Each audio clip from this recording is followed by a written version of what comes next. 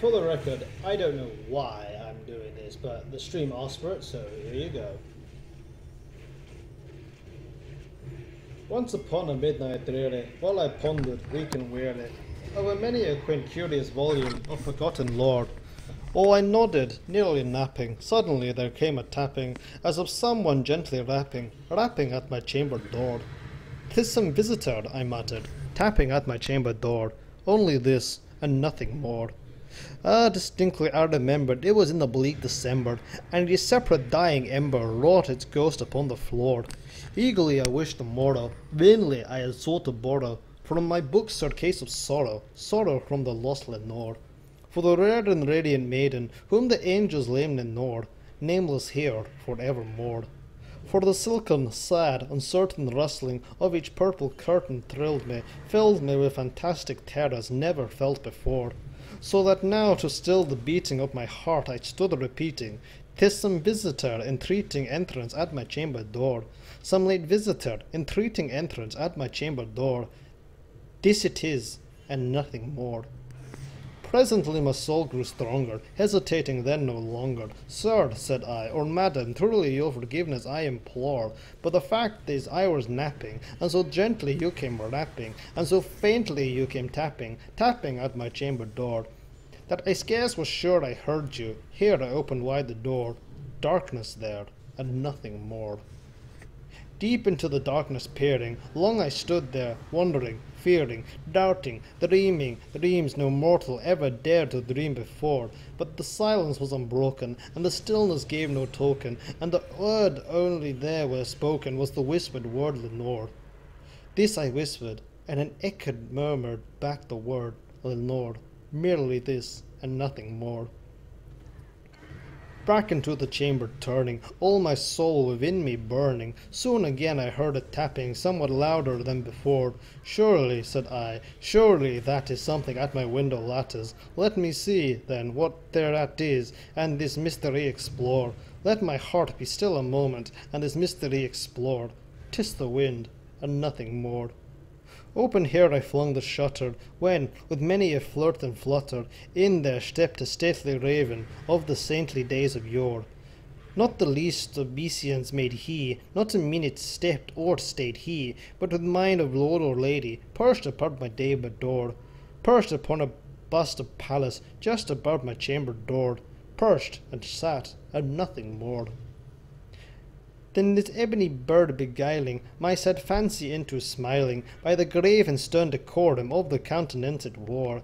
"Thou thy crest be shorn and shaven, thou," I said, "art shorn or craven, ghastly grim and ancient raven, wandering from the nightly shore. Tell me what thy lordly name is on the night's Plutonian shore." Quoth the raven, "Nevermore."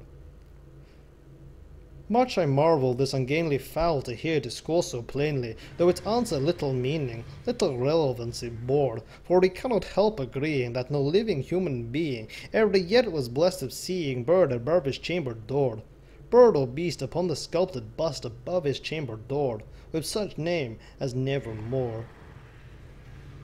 But the raven, sitting lonely on the placid bust, spoke only that one word, as if his soul in that one word he did outpour. Nothing farther than he uttered, not a feather than he fluttered, till I scarcely more than muttered, "Other friends have flown before, on the morrow he will leave me, as my hopes have flown before." Then the bird said, "Nevermore." Startled at the stillness broken by a reply so aptly spoken, "Doubtless," said I, "what it utters is its only stock and store, caught from some unhappy master, whom unmerciful disaster followed fast and followed faster, till his songs one burden bore, till the dirges of his hope the melancholy burden bore of never, nevermore." But the raven still beguiling my sad fancy into smiling, straight I wheeled a cushioned seat in front of bird and bust and door. Then upon the velvet sinking, I betook myself to linking fancy unto fancy, thinking what this ominous bird of yore, what this grim, ungainly, ghastly, gaunt, and ominous bird of yore meant in croaking, "Nevermore." This I sat engaged in guessing, but no syllable expressing to the fowl whose fiery eyes now burned into my bosom's core. This and more I sat divining, with my head at ease reclining, on the cushion's velvet lining that the lamplight glowed o'er, but whose velvet violet lining with the lamplight gloating o'er, she shall press, nevermore. Then methought the air grew denser, perfumed from an unseen censer, swung by seraphim whose footfalls tinkled on the tufted floor.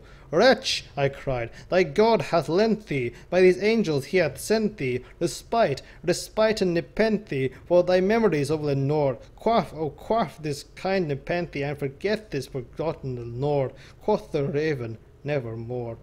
Prophet, said I, thing of evil, prophet still, a bird or devil, where the tempter sent, or where the tempest tossed thee here ashore, desolate, yet all undaunted, on this desert land enchanted, on this home by horror haunted, tell me truly, I implore, is there barn in Gilead? Tell me, I implore, quoth the raven, nevermore. Prophet, said I, thing of evil, prophet still, a bird or devil, by that heaven that bends above us, by that God we both adore, tell this soul with sorrow laden, if, within the distant aeon, it shall clasp a sainted maiden, whom the angels name Lenore, clasp a rare and radiant maiden, whom the angels name Lenore, quoth the raven, nevermore. Be that word a sign of parting, bird or fiend, I shriek, upstarting. Get thee back into the tempest and the nice Plutonian shore. Leave no black plume as a token of that lie thy soul hath spoken. Leave my loneliness unbroken. Quit the bust above my door. Take thy beak from out my heart, and take thy form from out my door. Quoth the raven, nevermore. And the raven, never flitting, still is sitting, on the pallid bust of Pallas just above my chamber door, and his eyes have all the seeming of a demon's that is dreaming, and the lamplight o'er him streaming throws a shadow on the floor, and my soul from out the shadow that lies floating on the floor shall be lifted nevermore.